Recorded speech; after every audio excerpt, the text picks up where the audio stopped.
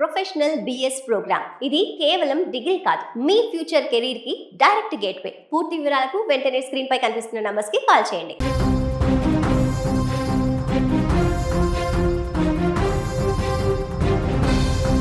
Shabad POCSO case నిందితుడు ఆరుగురిని హత్య చేసి చివరికి తాను ఆత్మహత్య చేసుకున్న ఘటన ఇంకా రాష్ట్ర ప్రజలు మర్చిపోలేదు.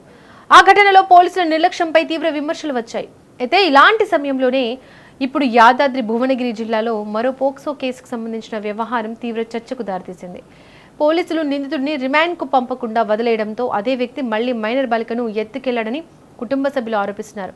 అసలు ఏం జరిగింది, ఈ కేసులో ఆరోపణలు ఏంటి చూద్దాం. యాదాద్రి భువనగిరి జిల్లా అడ్డగూడూరు పోలీస్ స్టేషన్ పరిధిలో ఈ ఘటన జరిగింది. సమాచారం ప్రకారం ఈ నెల 9న బాలెంలా చైతన్య అనే వ్యక్తి ఓ మైనర్ బాలిక ఇంట్లోకి గోడ దూకి వెళ్లి ఆమెపై లైంగిక దాడికి యత్నించినట్లు ఆరోపణలు ఉన్నాయి.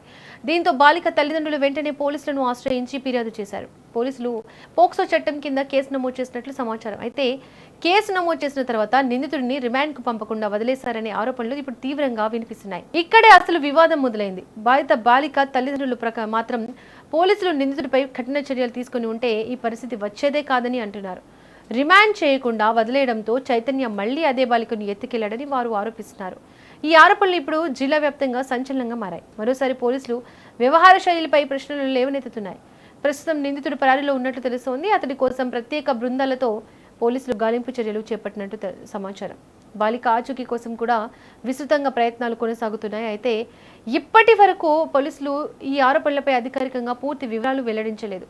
దర్యాప్తు కొనసాగుతోందని మాత్రమే చెబుతున్నారు. ఇక ఈ ఘటనతో షాబాద్ కేసు మళ్లీ చర్చకు వచ్చింది. అప్పట్లో కూడా నిందితుడిపై సరైన సమయంలో సరైన కఠిన చర్యలు తీసుకోలేదని విమర్శలు వచ్చాయి.